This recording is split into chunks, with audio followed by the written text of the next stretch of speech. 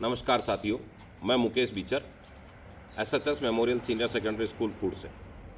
आज हम चर्चा करेंगे बोर्ड कक्षाएं और उनकी आने वाली एग्ज़ाम्स को लेकर। किस तरीके से अभिभावक अपने बच्चों का केयरिंग कर सकते हैं, क्योंकि अब आज है 5 फरवरी और 6 मार्च 2025 से जो बोर्ड परीक्षाएं 2025 की होने वाली हैं, वो राजस्थान बोर्ड की परीक्षाएं प्रारंभ हो जाएंगी।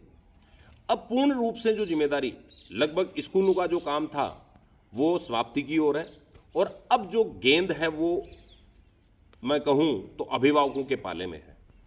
अब बच्चा क्या कर रहा है, कैसे वो करेगा, हाँ टीचर्स उसको गाइड करेंगे, लेकिन एक बहुत हद तक जो जिम्मेदारी है वो अभिभावकों की भी है। और अभिभावकों को अब क्या करना चाहिए और क्या नहीं करना चाहिए, उसके बारे में हम आज विचार विमर्श करेंगे। आप लोगों से मैं मुखातिब होऊंगा इसी मुद्दे पे। मेरी पहली जो चीज़ है कि अभिभावक अब बच्चे का मोरल डाउन नहीं होने दें। आपके बच्चे को क्या आता है, क्या नहीं आता है, आप उस बच्चे के मोरल के साथ कि उसको हमेशा उसे आप प्रेरणा दें, उसे उत्साहित करें कि हाँ तू ये कर सकता है, अभी भी वक्त है। क्योंकि अभी 30 दिन का वक्त है और 30 दिन का वक्त काफ़ी होता है। अगर बच्चा चाहे तो 30 दिन में बहुत कुछ सीख सकता है। तो आप अपने बच्चों को हर वक्त उत्साहित करें, उन्हें उनका मोरल बढ़ाते जाएं, उन्हें नई प्रेरणा देते जाएं। उसके अलावा वो समयबद्ध रूप से पढ़ाई कर रहे हैं या नहीं कर रहे हैं, इस चीज़ की निगरानी करना अभिभावकों की जिम्मेदारी है। क्योंकि घर पे रह रहे हैं और घर पे रहने वाले हर एक बच्चे की निगरानी अभिभावकों को करनी होगी। कितनी बजे बच्चा सुबह उठ रहा है, क्या वो पढ़ रहा है, क्या वो नहीं पढ़ रहा है, क्या उसके समझ में आ रहा है, क्या नहीं आ रहा है। हाँ, हो सकता है कि आप उस बारे में नहीं जानते हो, उस सब्जेक्ट के बारे में आपको उतना नॉलेज नहीं हो, तो आप टीचर से उसके बारे में विचार विमर्श करें। बच्चे को ये समझाने की कोशिश करें कि बेटा ये तेरे को नहीं आ रहा है, तो अपने टीचर्स को ये सवाल पूछें रेगुलर। दूसरी एक और मेरी महत्वपूर्ण बात कि आप बच्चे को हमेशा रफ कॉपी में काम करने के लिए प्रेरित करें कि आपको जो कुछ आ रहा है वो आप अपनी रफ कॉपी में लिखिए।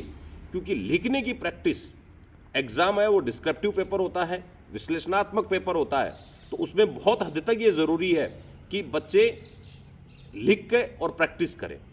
उसके अलावा आजकल वापस जो बोर्ड का पैटर्न हो गया है उसमें एमसीक्यू भी आते हैं, मल्टी चॉइस क्वेश्चन भी आते हैं, उसमें रिक्त स्थान भी आते हैं, उसमें वन वर्ड टाइप क्वेश्चंस भी आते हैं। तो गहन अध्ययन करना ज़रूरी है। और गहनता के साथ अध्ययन करने का मतलब है कि आजकल जैसे हम लोग हर सब्जेक्ट में नोट्स लिखवाते हैं, लेकिन फिर भी कई बार जो एग्जामिनर होते हैं, जो पेपर सेटर होते हैं, वो जो एनसीईआरटी की किताब है उसमें हूबहू लाइन को उठाकर उसमें रिक्त स्थान का क्वेश्चन दे देते हैं। तो बहुत ज़रूरी है कि वो बच्चे एनसीईआरटी की किताब की रीडिंग भी करें और समयबद्ध तरीके से कौन सी एग्ज़ाम में कितनी छुट्टियां हैं उसके अकॉर्डिंग उसको मैनेज करके पहले से उसकी प्रिपरेशन करें। जब एग्ज़ाम में छुट्टियां आएँ तो छुट्टियों में ये नहीं हो कि बच्चा ये कहे कि हाँ अभी तो 3 दिन की छुट्टियां पड़ी हैं, अभी 4 दिन की छुट्टियां पड़ी हैं, क्योंकि वो छुट्टियां बहुत जल्द खत्म हो जाती हैं। तो अभिभावक इस चीज़ का बहुत अधिक तक ध्यान रखें, अपने बच्चों का मोरल बढ़ाते जाएं, अपने बच्चों की पर्सनल केयरिंग करते जाएं। और कहीं पर भी दिक्कत हो तो अपनी जिस भी स्कूल में आप अपने बच्चे को पढ़ा रहे हैं उस स्कूल से में बातचीत करें, उन अभिभावकों से उन टीचर्स से बात करें, स्कूल के डायरेक्टर से बात करें, प्रिंसिपल से बात करें और अपने बच्चे को बैठाकर वो चीज़ समझाने की कोशिश करें। और सबसे बड़ी बात, अपने बच्चों को मोबाइल से दूर रखें।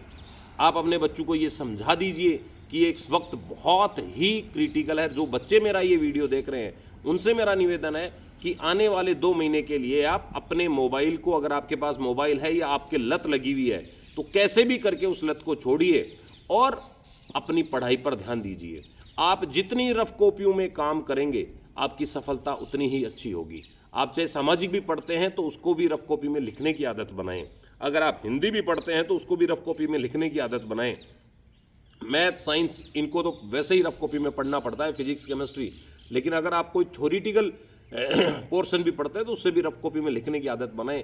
आप ये देखिएगा आपको बहुत फ़ायदा होगा। और घर वाले अगर ये चीज़ अप्लाई करेंगे तो उन्हें निगरानी करने में कि हाँ मेरे बच्चे ने कितना पढ़ा है, कितना नहीं पढ़ा है, उसमें उन्हें सहूलियत होगी।